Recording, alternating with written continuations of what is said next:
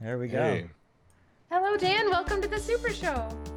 thanks for having me. Hey guys, I'm gonna add Lisa as well if I can figure it out. Wait. Did I? Wait. No, no, no, no, no. Oh my god, I almost made something a big stupid. I almost made a big stupid. Wait, did I do? I don't want this off. I want this on. No. Ooh, good. I was Sure. wondering if you were gonna be doing a new save or or zooming because I saw a little bit of your stream the other day. I was trying. I was trying to. So this is the crazy story. All right, I've been a little bit excited about this. Okay, just a little bit. Nice. And I was visiting my parents back home in Pennsylvania, and I've been trying to stream from there and all that kind of stuff and everything.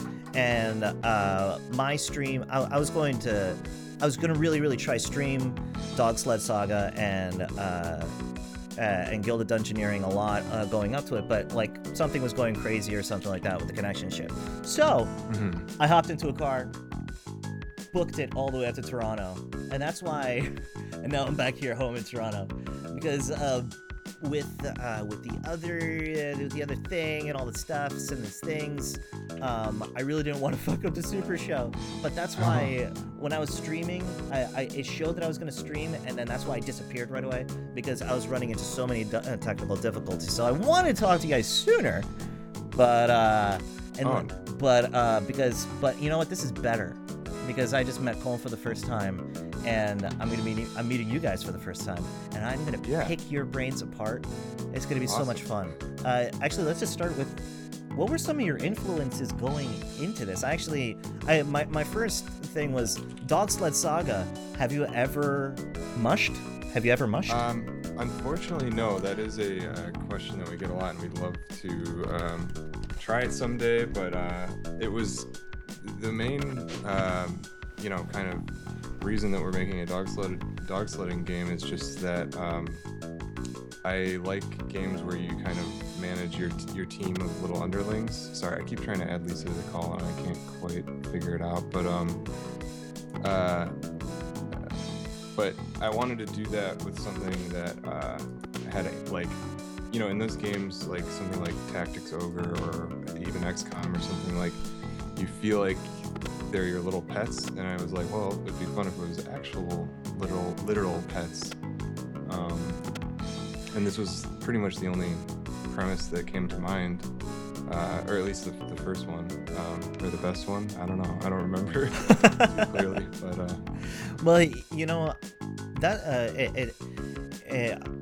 it's funny that you mentioned that because with these dogs, okay, now I some of these dogs like this, I did not change the names of any of these dogs, you know. Nice. In fact, dude, I gotta get my dog going on here. Okay, come here, dude. Come here, man. Why are you hanging out over there, dude? Here.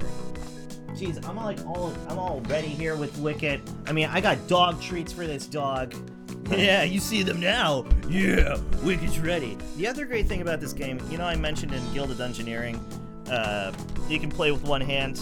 Well, you can play this with one hand. Oh, by the way, are you going to be doing putting this onto mobile or anything like that? Yeah, actually, that was part of the original kind of design, was that we wanted it to be fun on mobile and desktop. We've held off on actually releasing it or anything on there until we're done with the early access process, because we just kind of want to have it be the finished game. But yeah, it was definitely a mobile. Mobile was a factor, so it's already up and running on iOS and Android. We just haven't finished it yet. So what kind of dog do you guys have? You guys have dogs, right? Do you guys have dogs? We actually don't. I bug Lisa about it all the time. Okay, high five. High five. High five. I grew there you up go, with buddy. a dog. The dog I grew up with is actually in the game, the Schnauzer. Well, I mean, at least the dog that inspired Lisa's drawing of that Schnauzer. That's based on my childhood dog, Shotzi. So Shotzi? His name was Shotzi? Yeah.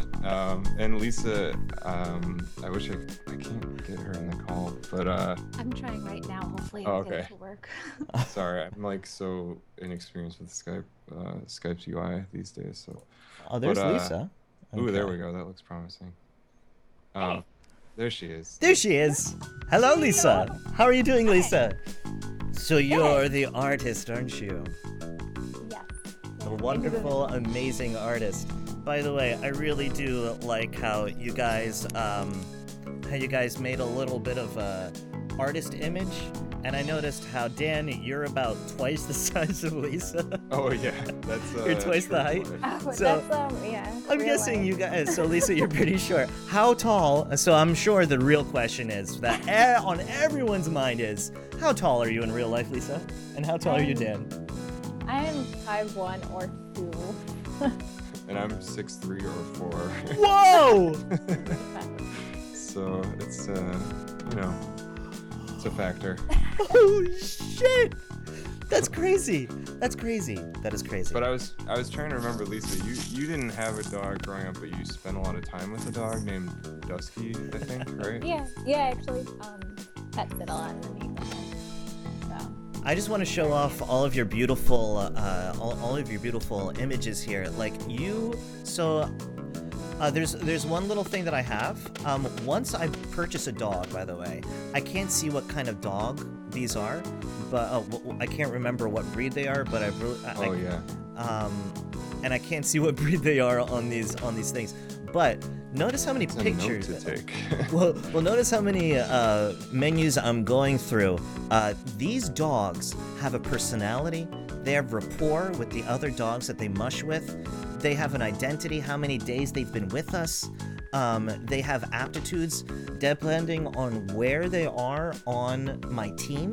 They have a strength or a negative. Like if they're not good at running in the middle of the mushing team, they'll be struggling a lot. And you can see where I have had the dog before. And then the other cool thing is you have these specialties. Now, my question is that some of my dogs are developing specialties. However, my dog's kind of like Keisho here. He doesn't build up any specialties. What is behind that? Is that because he's kind of like a terrier dog, or as opposed to a working dog?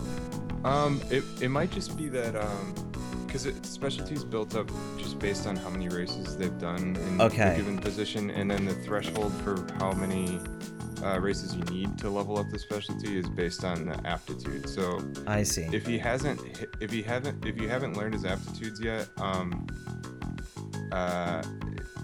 it might be because he's in his struggling position. Okay. I can spoil something for you if you'd like, or I could leave it. Oh no. A clue. There's a clue. There is. What their aptitudes are. Okay. Oh, before you purchase them, or do I have to go to my mentor Rowley? That's he might be able to, depending on how the journal needs some updates. It's a little bit outdated, but depending on how up to date that topic is, he might at least be able to tell you what the clue is. Okay. Yeah. He Rowley is a really, really cool mechanic. I love it how he's kind of like my mentor and such. And I actually had a question for you.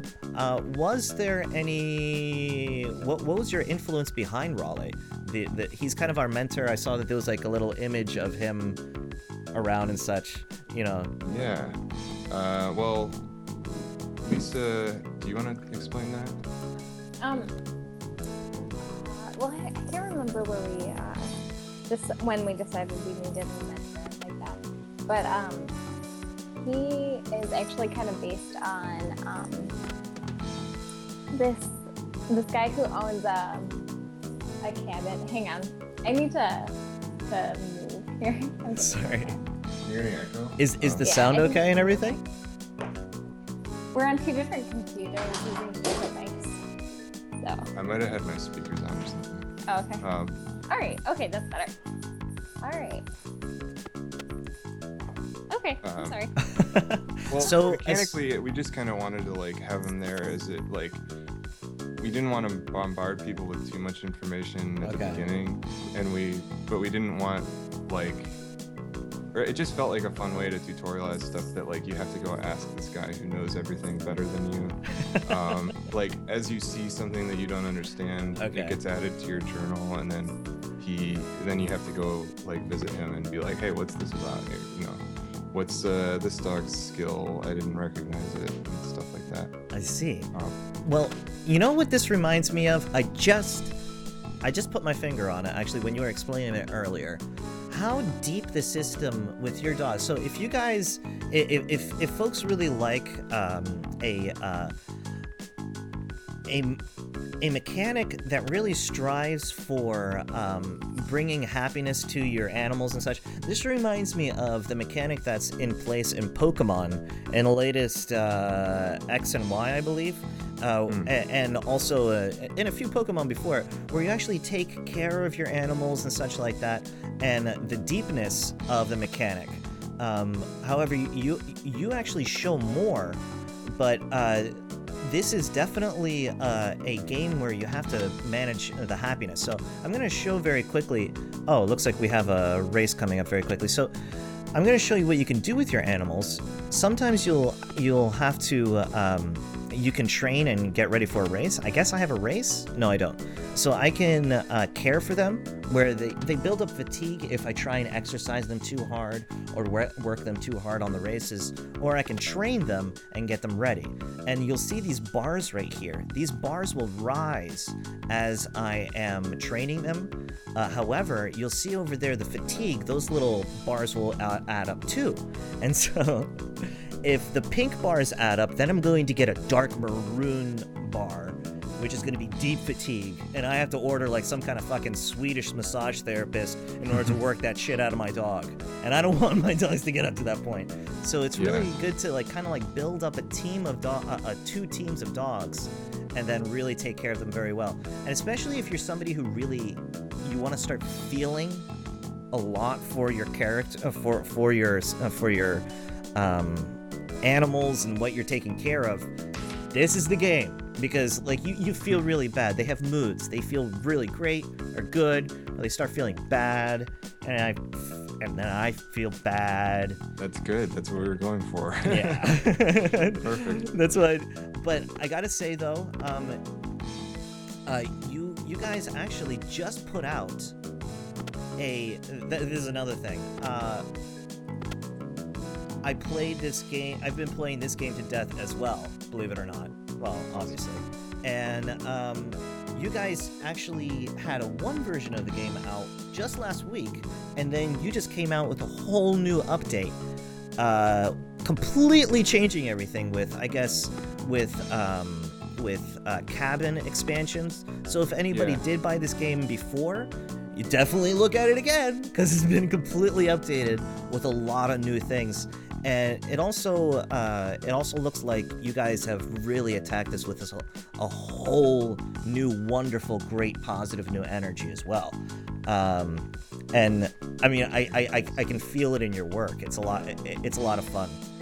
We're trying to kind of make the final push because we've been working on this for quite a long time, and a lot of the problems we felt like we had to solve were kind of nebulous for a long time, and now it feels like we're really like getting close to finishing it. So those big updates that you've been seeing, we're trying to do these like actual named updates. Like the latest one was the operating cost update, and it added, like you're saying, you have to actually buy expansions for your kennel with, in-game money, none of that microtransaction stuff or anything. But I gotta say, the name for the update, the operating cost update, I was like, wait, what? Are you gonna start telling me about the operating costs to make Dog Sled Saga and your company, everything is like, guys, we're shutting down, we're going bankrupt. I didn't realize that until Dan pointed it out. I was like, we need to make sure that we. You gotta do the update titles just a little bit different. Right. I had that fear. In-game operating. But it's like the money system in Dog Sled Saga was kind of background, and I wanted, all you really did was hire dogs, and you could hire infinite dogs, and people were always saying like, oh, I just have these dogs that don't work for my team, I want to get rid of them. And that wasn't even possible before. And now, not only is it possible, but you have to have a more limited team, which I think is a bit better. But then, yeah, also just the way that your monthly dues work is changed a little bit, and that was kind of inspired by this game. I don't know, Racketeer, I think is how it's pronounced, which is, it's like you run an item shop in an RPG kind of world. Yes, yes, and like you're helped by that little fairy and everything like that. Yeah. That I remember. I started playing that game, and then I was like, I'm gonna play an item shop game. Whatever, this is stupid, but it's on sale for Steam. Nah, I'll try it out. And then all of a sudden, 30 hours later, you know, yeah. I'm like, whoa, what just happened? You know, and I'm feeling the same thing with this. You know, like I could, yet again, pour a shit ton of time into here. And I mean, I'm only, like, you have, what is it, 6 or 7 leagues in this? Yeah, yeah, and they get pretty I'm only crazy. I'm only up to League 3, or maybe, I think I'm in the 4th finally, because, okay, well, we're going to get into the game mechanics right now. So right now you guys have been seeing all of the lead up to it. You pick your dogs. You have a dog that's sitting at the wheel. That's your workhorse and your power. You have dogs in the middle, and then you have a lead dog. And basically, some of these dogs also have like little secret powers. Like Corky here, he can run really fast if I do something that he really likes.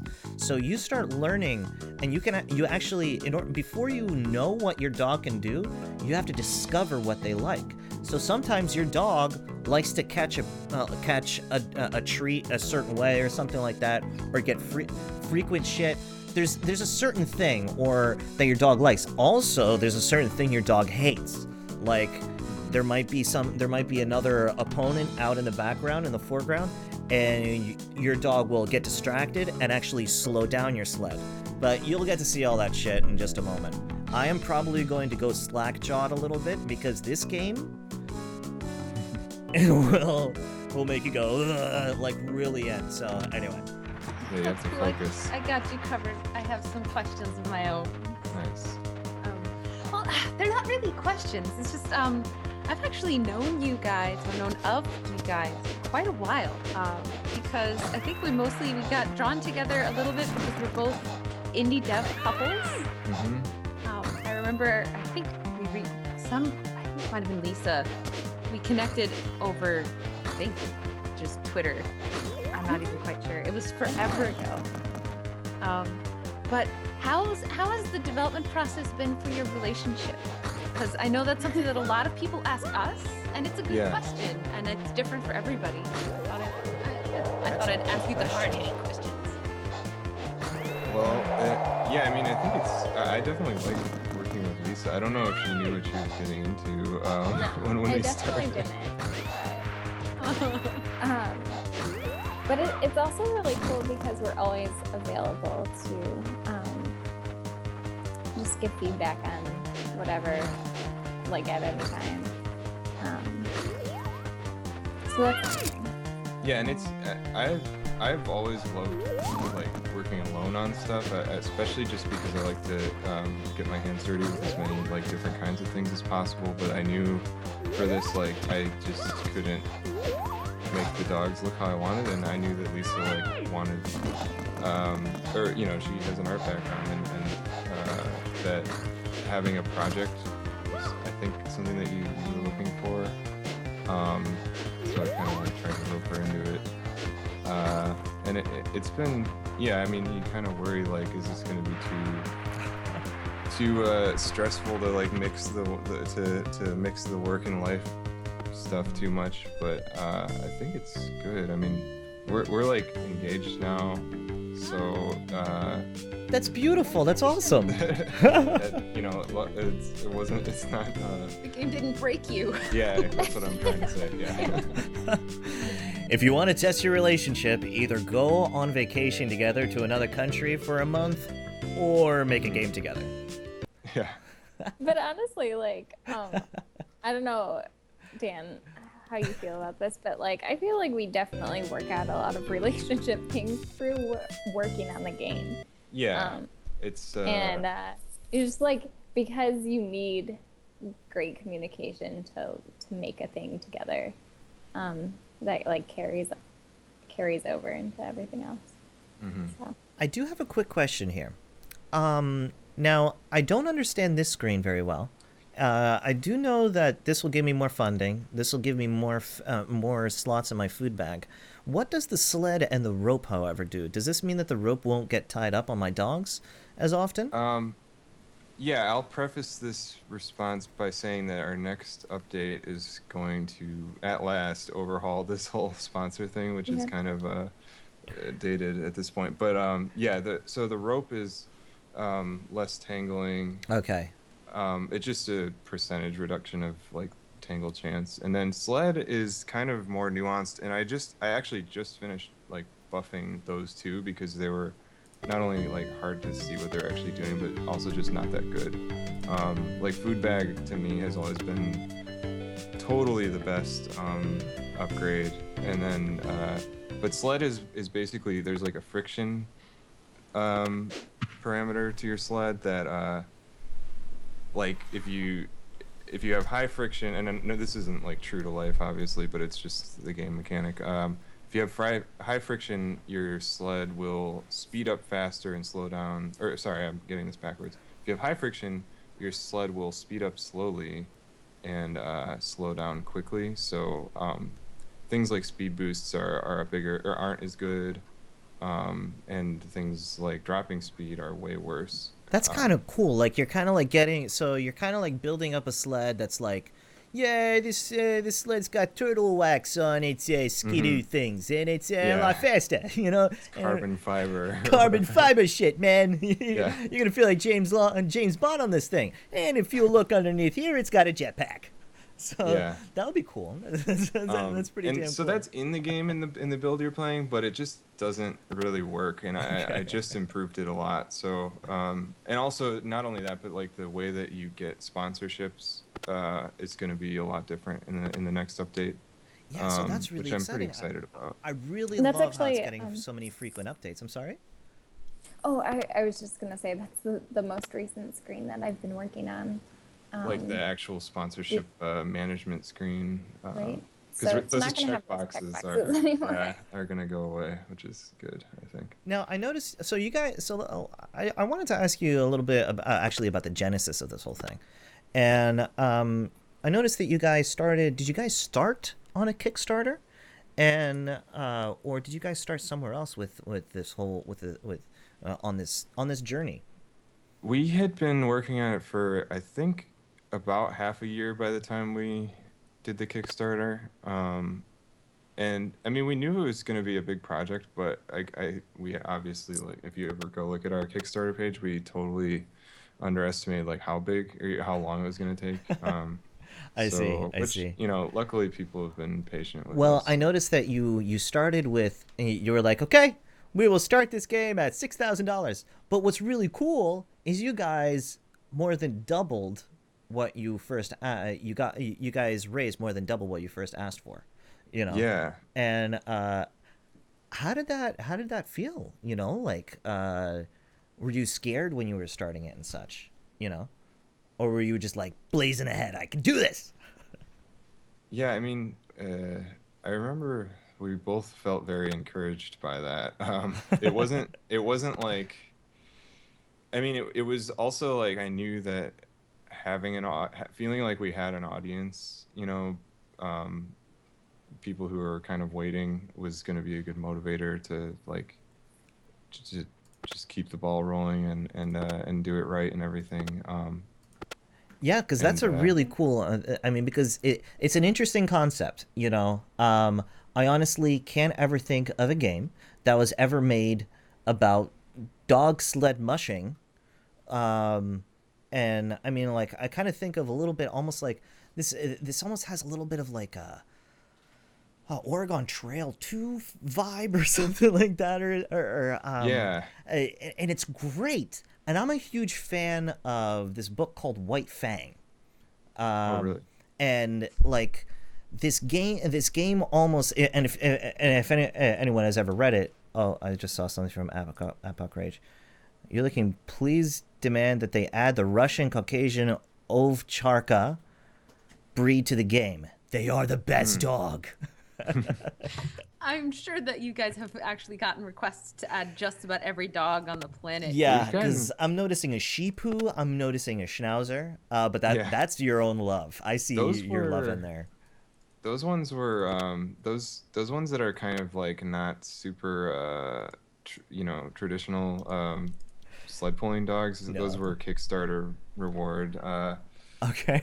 Submissions, which I like having the kind of off the beaten path. But yeah, we've gotten a lot of requests on our Steam forums and elsewhere, and I would love to have more. But it's Lisa, totally fun to just have a huge variety and stuff. And every time I add one in, I get really excited. But it does they do take the most time out of like anything. So it's like.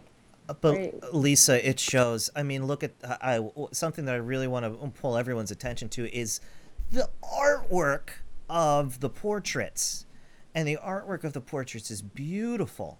And did you do this, Lisa? Yeah. Wow. Yeah, it's just it. I love it. Okay. I mean, I love also all the little tiny like ads of like, the dog is breathing here in the head, in the chest, and the tail. There's like probably 4 or 5 different animations in there. It's crazy. It's beautiful. It's a lot of fun. There's a lot of fun in this game. And I mean, if you're a chocolate lab lover, look at the love that's been put into this dog. Also, and we know that Dan's favorite dog is the Schnauzer, or he has a special place in his heart for the Schnauzer. What about you, Lisa? What do you love? Honestly, the Schnauzer is my favorite too, and really? It's not because I had never met his childhood dog. But I just, his mom was the one who sent me pictures, so it was like. Did you use the picture as a template for this for the portrait for the Schnauzer? It's a little bit modified. Okay. It's pretty spot on. It's pretty spot on. But, she gave me a couple pictures. Oh, that's too cool. I just think his dog is a she. She's adorable. Well, even her little running animation is just like. Well, I really made it a point. I really made it a point to try and get as many of these dogs as possible because I really wanted to show all these portraits. Like that. This is the Schnauzer. It's beautiful. This is the Sheepoo, I believe, and it's just so cute. Yeah, that was another Kickstarter one. So this is the first time I've ever done animation, and no one tells you that when you are done with an animation, that it feels like it's like a living thing that like you didn't make. So it feels like these dogs to me are like, they're just there. It's kind of cool. As Connie's saying in the chat, I need a Coco in here. Well, so yeah, I can get like I guess Coco. One of my viewers, he loves his dog Coco, and I believe she's a Spaniel. But like the really cool thing is you can rename the dog anything you like. But I love all the different names that you put in here as well. Like Corky was actually I didn't change any of the names of these dogs. I love that this one dog's name is Puddles. Georgie Fantasticus? How fucking epic is that? Yeah, those were Kickstarter submitted too, and we got some pretty awesome ones. I like it's tough because some of them are long, and our UI is so compact because we're on like a totally strict pixel resolution, and so like we have to accommodate like what's our go-to long name, Lisa? Is it's Boo Barrington McGee? Yeah, there's like I think 3 words in there. Yeah. Wow, that is a long name, but a great name for a dog all the same. Yeah, there are amazing names for dogs in here. Absolutely love them. I'm seeing on the stream now that it's like 2 pieces of UI just spawned on top of each other. Sorry about that. Oh, did they? Or wait, did I do? It's. Oh, I did not even notice. If there's anything wrong here, I did not even notice at all, because it just looks normal to me. So it looks like I just came up to a league qualifying match. So when you first start this game, I started all the way down at 1 right here, League 1, and then this takes a while to move up. And also, I really like the progression because I started at League 3, and getting the timing down of sending the treats out to the dogs and such is actually a lot more difficult than it looks. And then when you start going from 3 to 4, then you're, and like, oh my god, I got so overconfident about my 3-man team. You know, I'm like, I got this shit. I can add one more dog onto here. It's going to be so easy. Whatever. Nope. I got my ass handed to me trying to get into, I think it was League 3. It was League 3 that, like, just tore me a new one. Yeah, that, I cried myself to sleep that night. It's been tough for me to balance it, because, but, like, having people play it on YouTube and Twitch and stuff is, like, by far the best way for me to kind of get a reality check about what's too hard, and it's usually on the too hard side. It's not. Well, what really excites me is that we are like almost we're your journey in bringing this game to life and everything. I feel like we're catching you at such a wonderful, amazing time, because as we saw in the Guild of Dungeoneering, a lot of the beautiful stuff that happened was through the help of the community. And here, I mean, this is also anyone who's watching or whatever like that. I'm just saying, this is you guys have such an amazing opportunity, and me included, to just really tap into this and really take part, because this is such a unique opportunity. Because I always think of things in like the acting sense and stuff like that. And in video games, we all love video games, and we all love creating things and bringing beautiful things to life. And normally in like theater and film and cartoons and shit like that, the community doesn't have such a connection with the creative types, and we get a disconnect. Here, there is that opportunity for that connection, but it's only as good as sometimes the input. But sometimes there are plenty of exceptions to the rule. But, you know, all I'm saying is, what an awesome time to get to talk to you, because we're getting to see some really, really cool concepts come to life. And yeah, I look forward to probably really bending your ear about some things, like because you can see that this labor of love is constantly being worked upon. Oh, it doesn't look like I can... Wait, can I qualify? No, I can't. Need how much? I need... It doesn't tell you the qualification fee, but it's 25% of what would be your, I think your dues or your total.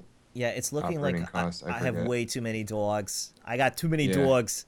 But it's not a bad problem to have. I don't know if anyone's ever seen the segment on late night where basically, I think it's Jimmy Kimmel or no, someone else.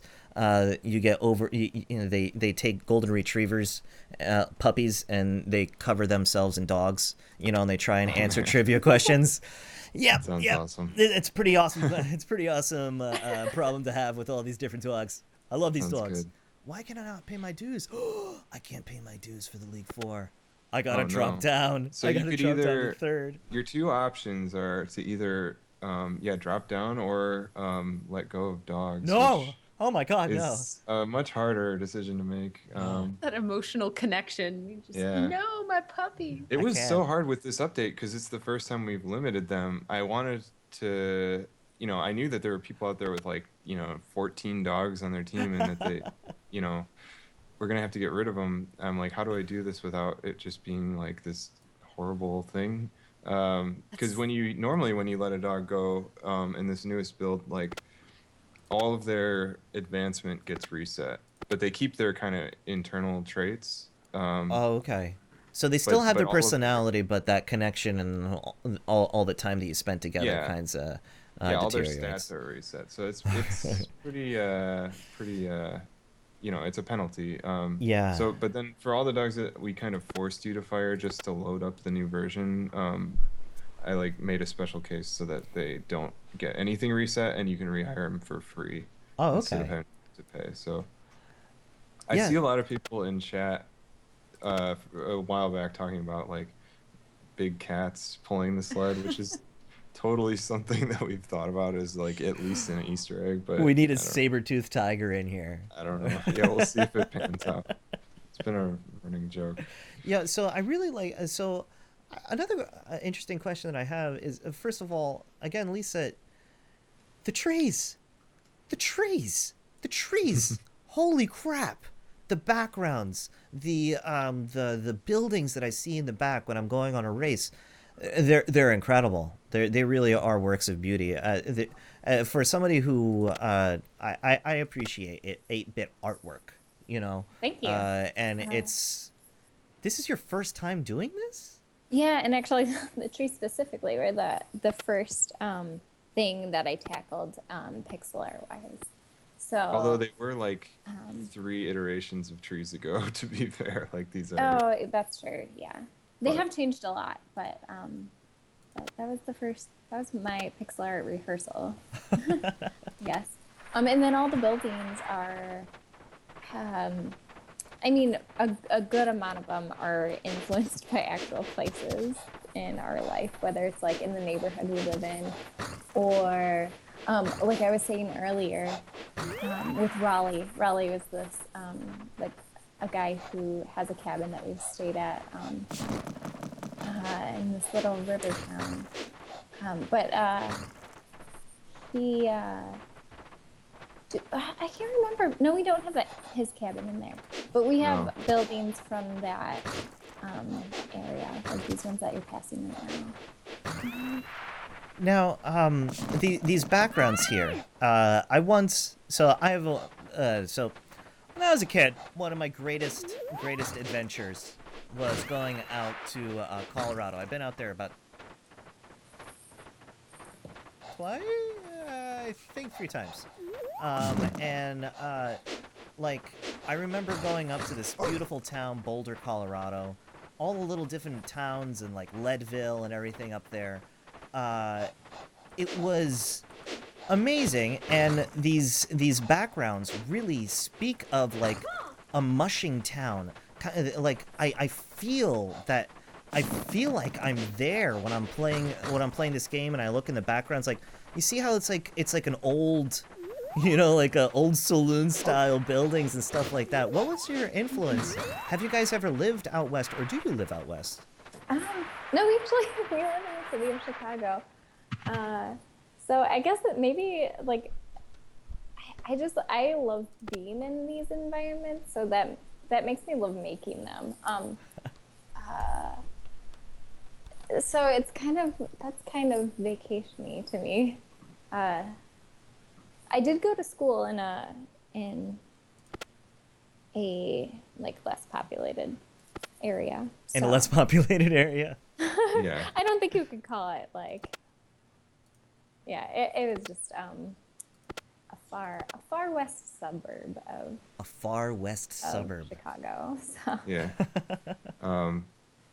I see some people asking about modding, and that's something I've thought about a lot, and I've tried to have some foresight about it, but like somebody in chat was saying, like, it is hard to open everything in the game up to that. Like, I guess the first thing I would think of for modding is like just alternate dog animations, and just imagining somebody having to, I mean, like, you could easily go in and palette swap stuff in the sprite sheet, but just with how kind of weird and custom our animation system is, it doesn't seem super realistic to me. But I do like love the idea of mod support. So you do support it, but logistically it's going to be a little bit crazy. And also, I mean, it does look like you have a very, very clear direction that you're going in, and so I see a lot of really great ideas that you're still forming, and that's another really exciting thing about this. Yeah. I love the direction that you're headed. Again, I really cannot get over as to how deep the AI is. Okay, these dogs have a personality. I have a relationship with Keisho now. Puddles to me, I keep on thinking he's making puddles in the corner and stuff like that. Corky's my tank, you know. Corky's my only wheel, and he is just pulling every single one of my sleds along. I love that I'm building this relationship. Now I want everyone to really, really focus on what's going to happen right now. I'm going to feed these guys real quick, but then I want you to see what happens. See, did you see that? If I don't feed them at the right time, I'm going to feed the middle. It hits them on the head. I feel so bad when that happens. It's terrible. I love the animation for that too. The getting bunked on the head. It's like claw. Yeah, that was like a super key, because like we were trying to teach people that they need to pace themselves with the feeding, and that there's kind of a sweet spot. And there's actually two sides. I mean, that was the first side, is that people are just feeding their dogs, basically just spamming. And the head bopping was to indicate like, oh, they are not hungry, so they don't care about the food, and they'll just ignore it. And then more recently, like, we added the perfect catches, which, believe it or not, basically those are when you time it perfect, which means they're about to drop speed, but so they're like breathing at the heavy breathing rate, but they haven't dropped speed yet. So there's I've been wondering, what are the mechanics behind the perfect? So I was like, is it where I send it to them? That's what a lot of people have thought. That's what I thought too. I thought it was where, not when. I'd love to find a better way to make that obvious. I mean, we have it in the journal, but we can't count on people like going and reading that stuff, which is I do like totally this. Fair. I do love the journal mechanic, by the way. You have a really, really, really great source here that gives a lot of great information, and I do have to say I love how it is. This also, I gotta say, it just reminded me of a little bit of what is it? Papers, Please. Oh yeah. Yeah. It's wonderful. We played that after a lot of our papery physical stuff had been in the game, and people were saying that, so I was glad to have played it after that to not let it influence me further. And to also to know for sure that you weren't influenced by it too. If right. You wanted to kind of play your own. Not that I would have, it's such a. I love the look of that game so much. Yeah, for sure. And I would. I love the look of this game so much.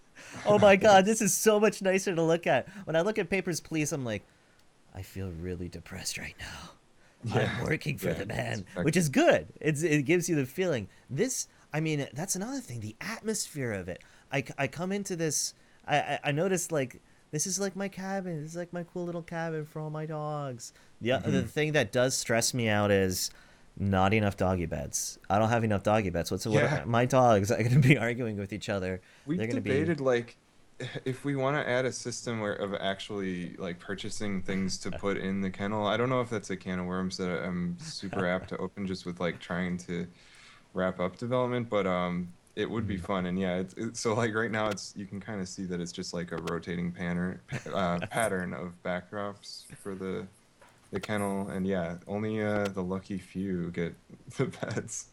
Now I wanted to point out very quickly, I'm going through these a little bit quick, but if you look right here, if anyone is curious about character progression of the dogs, the dogs do start at level 1. It looks like they they can reach a cap. I don't know if you can kind of see it. There's a little white line down there, and if I win races, that white line progresses. Also, if I train, the little line progresses. Now the question that I have for you is, this other thing levels up as well. So you see how there's yellow and then there's orange. Eventually this orange will fill all the way up, and this will make it actually a level 3 dog before it is permanently a level 3 dog. Do I have that correct? Yeah, so that's relatively new system, and I don't think it's perfectly communicated yet, so I don't blame you for having questions about that. Basically, It's yeah, so the bar fills up first, the orange to yellow in this case. You know, when you're at level 0 trying to hit level 1, it's like gray to green or something like that. But when the bar is full, any kind of training that you would accumulate goes into the experience instead of just filling up the bar. So it's like when it's maxed out, you're at skill level 1, for example, and if you would have gain more points, they go into the experience bar, which is the little white line underneath.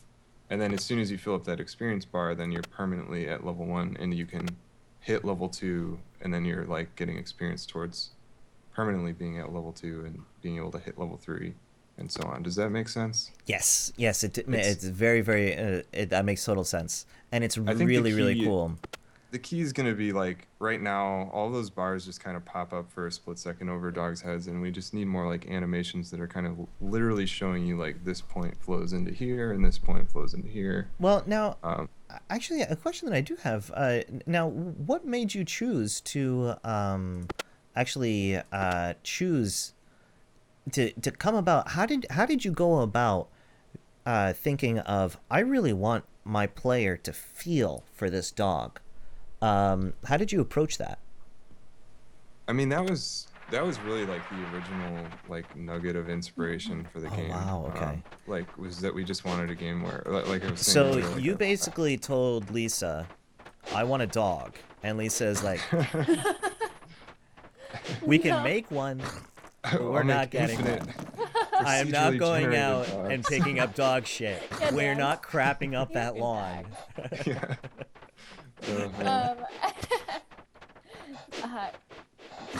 I do remember that was Dan's original feeling. And we've ultimately failed our whole goal because you still can't pet the dogs in the game. That's like, oh yeah, we have the stuffing. Yeah, we have the animations. But it's not a true dog game until you can pet them. Yeah. When you pet the dogs, oh sorry, it's really loud that way. What? Oh no, poor little doggy. He's tired. I'm so sorry. I'm sorry. I'll get you the treat. Oh god. Now I'm really fucking up. Everything's going to hell. Oh no. All of these races have been going great for you. We haven't gotten to see like a true train I swear to God, I used to be good at this. I see now it's all stuck. Oh god, it's fixed itself. Oh my God. That dog lunged really hard. Damn. Oh. It has been interesting to watch the growth of this game because I remember there was a point where there wasn't a getting caught up in the ropes dynamic. And do you remember, Lisa? That was that was inspired by a really cool thing from our Kickstarter. Yeah, we had a couple of Kickstarter backers who wrote to us that were both game makers and mushers themselves. It was really cool. A couple people were like really long things about like just stuff that we had no idea about because like we've never done this in real life or anything. Yeah, like you can try and research it, but it's hard to find stuff that gets into the real like nitty-gritty stuff that you would want to incorporate into like a game mechanic. And the tangling was one that this woman suggested, and it just adds another little element of like upkeep as you're playing instead of just being like, okay, now I throw this, and you have to like just tidy up your dog's positions every once in a while. Mm-hmm. Yeah, I like the addition to the mechanics for gameplay for sure. Yeah, I love all the new additions. I mean, you guys have really laid out a really exciting path forward. So I mean, I'm one of those junkies that I just love. First of all, I love seeing great games, and then I really love seeing the great games get even better. And Yes. I loved it that like I bought the game. Well, I didn't buy the game. I was given the game, and thank you very much, Kitty, a week ago, and then They sent me the game. Well, thank you very much, Dan and Lisa, for the game. My pleasure. What I love about it though is there was a release. You have it out on Steam. and then all of a sudden I get an update, just like boom, just like that, And I'm really excited to see where it's going. This is a game that gets me excited about all this stuff, and I wish I could show the audience what this game was before and the massive, incredibly positive shift in the direction in its development.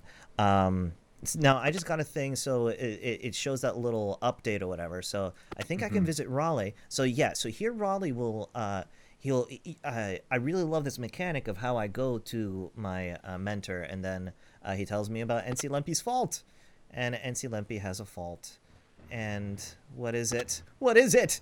Has the bottomless pit fault. Whenever her fault kicks in, she will be overwhelmed by insatiable hunger. She's gonna eat all my treats.